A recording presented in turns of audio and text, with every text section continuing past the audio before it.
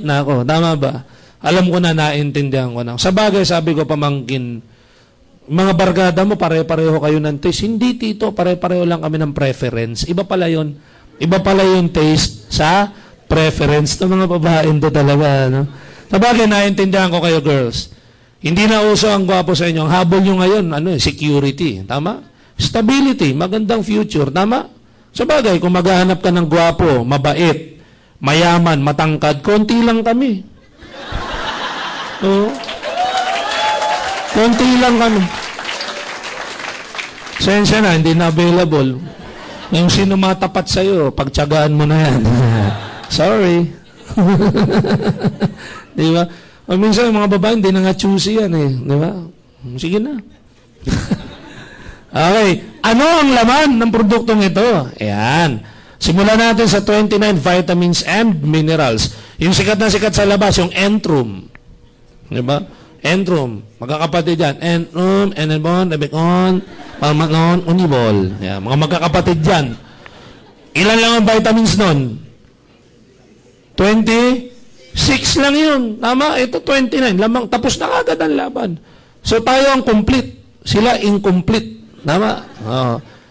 Okay. Ano pa laman yan? 18 amino acids, merong super green foods, spirulina, panglaban sa cancer, spirulina. You can buy spirulina products by the bottle, libo-libo sa labas, tama ba? Ito, may kasama pa siya. At hindi pa natatapos dyan, sabi nga sa Shop TV, and there's more. Ano yun? Di ba? 12 fruits and 12 vegetables. Yan. Kinakabahan na yung mga tao. Kasi nakasulat dyan, whole. Totoo ba yan? Whole? Ayan, no? Ibig sabihin ng whole, buo. 12 buong prutas at 12 buong gulay. Nakakatakot yan. Gaano kalaki ang kapsula? Di ba? Di ba? Kasi laki yun ng sanggol. Hindi naman. Di ba? Siyempre, nature's way ang gumawa. Hindi naman sa hindi sa ibinababa natin ng Pilipinas. Pero kayo po makakapagsabi, 10 times more advanced ang technology sa Amerika. Tama ba? Yung mga malalaki doon, kaya nilang paliitin. At yung maliliit, kaya nilang palakihin. At saka ito, most potent part ng mga prutas ang ginagamit nila. Hindi sila napapanisan. Walang tapon. Kaya pag ito na powder nila, na ilagay sa isang kapsula, buhay na buhay yan. Kaya nga ang ating C24/7 ay nakabanig. Nasa banig. Wala sa bote. Kasi pag bote, di ba, bukasara? Mag-o-oxidize yan pag bukasara. Sa atin, nakabanig. Naka-foil. Mga fresh na fresh kasi yan. At hindi pa natapos sa 12 fruits at 12 vegetables yan. Ang magandang tanong dyan kasi bakit 12 fruits eh? Tsaka bakit 12 vegetables? Nabanggit ko kanina yung World Health Organization. Silang nag-utos na we need to eat 5 fruits every day. At least different kinds. Kaya bang gawin yun? Mahirap ano? Unless magbubukas ka lang ng fruit salad. Diba? Pero iba pa rin pagka natural food. So hindi natin nagagawa. Una-una sa mga reason, ang hirap magkumpleto ng 5 prutas araw-araw. Bukod pa sa presyo. Tama ba? At nakakapagod, mamili ng mamili. Di bale kung may prutasan ka sa likod ng bahay, pitas ng pitas. Sa Pilipinas, sa dami ng prutas, may hilo ka eh. Halimbawa ngayon, mangga, pinya, papaya, apple, grapes. Bukas ano? Sige nga. Kamyas, alatiris, santol, sampalok, Chesa. Ang daming prutas dito sa Pilipinas. Matatapos ang buwan, mauubos ang kakakaisip. Kaya dito maganda, may prutas na may gulay pa. Ano pa? 12 mushrooms. Yan. Ang mushroom po, maganda sa katawan ng tao, pagka lalo na kahit ano lang yan. Yung tawag doon, in-steam. Diba? Kung makakapunta kayo ng Baguio, iba't ibang klaseng mushroom ang pwede mong bilhin sa bahay. Ako nga, inano ko pa yan eh. Sa garlic, tsaka butter, yung talagang gisa lang na gano'n, ang sarap niyan. Tapos kakain ka ng matabang lang na tilapia, di ba? Na ang pinakaisasarasa mo sa tilapia, yung pinaggisahan mo ng butter, tsaka garlic ng mushroom. Talaga naman di ba? Napaka-healthy niyan. Saan magandang mushroom sa katawan ng tao? Sa dugo. Kaya kung may mga blood-related diseases kayo sa family na namamana, o hindi pa naman at meron katulad ng diabetes, the best ang mushroom dyan, pangontra yan. Kung meron kayong linyada ng mga cancer, ang mga sakit ng ninuno ninyo, ngayon pa lang kontrahin na natin yan sa ganda ng mushroom. Ano pa? 12 digestive enzymes. Meron siyang herbs and specialty nutrients. Ito po, napakaganda ng ginawa ng Nature's Way dito. Parang nabasa nila ang lifestyle ng Pilipinas. Kasi sa buong Asia, tayo yata yung may mga kombinasyon ng pagkain na killer talaga. Killer talaga yung combination natin, di ba?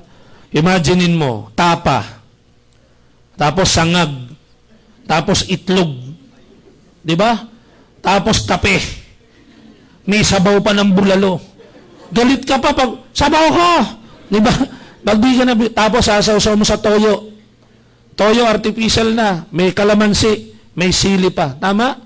Talagang killer combination talaga, matindi. Di ba? Kaya buti naisip nila na lagyan to ng specialty nutrients. Kasi pangontra na yan doon sa mga kinakain natin na walang sustansya. Mga nakalata, yung mga processed food, di ba yung mga tosino, longganisa. Ako, guilty ako dyan dahil mahilig din ako sa mga ganyan. Pero dahil sa may specialty nutrients, yung mga pagkain na nakakabusog lang pero wala ng sustansya, nalalagyan niya. Di ba? Cup noodles. Di ba? Walang sustansya yan. Nabubusog ka lang. Longganisa, hotdog, walang sustansya. Binubusog ka lang yan. Ngayon, buti na lang may specialty nutrients. Ano pa? Ang gulay sa Metro Manila, ang layo ng pinanggagalingan. Di bali kung taga Baguio ka, taga Batangas ka, kapitbahay mo lang yung pinagpipitasan. Pagkapitas, fresh na fresh pa yun. Sa atin, galing pa ng Baguio. Sinakay sa bus, sa jeep, sa truck, tricycle. Pagdating sa Divisoria, balibag dito, balibag doon, pushcart, tambak dito, hiwalay dito, tali dito. Pagdating sa palengke mo, ano itsura ng talong? Torta na eh. Di ba? Torta na yung talong, ang lambot na oh. Di ba? Kasi nabugbog na, bangga rito, bangga ron. Tama ba? Kaya buti na lang may specialty nutrients. Talagang una-una, hindi ikaw nagkakatay ng manok na kinakain mo. Hindi ikaw nagkakatay ng baboy. Tama? So, buti na lang may specialty nutrients. Wala ka mang makuwang kompletong nutrisyon sa food intake, at least sa C24/7, sure, kompleto ang sustansya ng katawan mo. Tama ba? Maganda ba yun? Yeah. Palakpakan naman natin kung maganda. Medyo hindi kita sa likod, ano? Nakalagay dito, 10 essential fatty acids. Ito yung nagkukumpleto ng DHA sa katawan pagka meron kang omega-3, 6, 9 na makukuha natin sa mga fatty acids. Meron siyang 5 anti-aging and antioxidant enhancer. Ano ka pa? Kontra pantanda. At meron siyang pampahaba rin ng buhay, longevity, polyphenols o yung mas kilalang resveratrol. Hindi ba maraming ngayon nag-i-introduce sa resveratrol? Iba linalagay sa coffee, yung iba linalagay sa palaman, kung ano-ano, yung mga juice, pero sa atin, baliktad eh. Yung resveratrol ang sinama natin. Sinama doon sa kumpletong ingredients na yon sa taas. Kaya, ang C24/7, ito yung hybrid na food supplement na kung ang mga tao ay may mga para sa mata lang, para sa dugo lang, para sa atay lang, para sa buto, hiwa-hiwalay na produkto, eto isa lang. Isang produkto lang ite-take mo, yun na yun. Kung ito ang nainom agad ng matanda na lumakas, malamang ang lakad nung paharap eh. Diba? May lumakas pa atras, ang lakas ko. Diba? Kung ito kaagad ang nainom niya, malamang hindi nakapaglakad ng ganun yun eh. Bumawi pa yun eh. No? Inulit yung commercial eh. No? Dahil naging katatawanan eh. So maganda ba yung laman nito? Maganda ba yung laman? Di ba?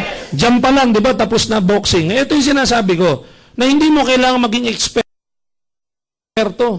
Hindi natin kailangan gumamit ng heavy analytical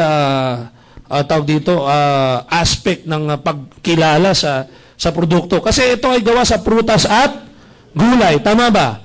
Basic question. Para saan ang prutas at gulay? Para saan? Para sa healthy na pangangatawan. Tama ba? O ito tanong. Pag dumalaw ka sa ospital, may sakit, ano bit-bit mo? Sino nagturo sa'yo niyan? Wala. Kung tinuruan ka, abnormal ka. Tama ba? Kung di tinuturo yan, ang umaandar sa atin dyan, natural instinct. Tama ba? Kahit walang magturo, kinagisnan mo na ang prutas ay para sa may taong may sakit. Tama ba? Ayan. Kasi wala pa ako nakita eh. Ewan ko kayo ha. May nakita na ba kayong dumalaw sa ospital? Ang dala bulalo? Sige nga, ninong na stroke ka daw, Ito dala ko, sisi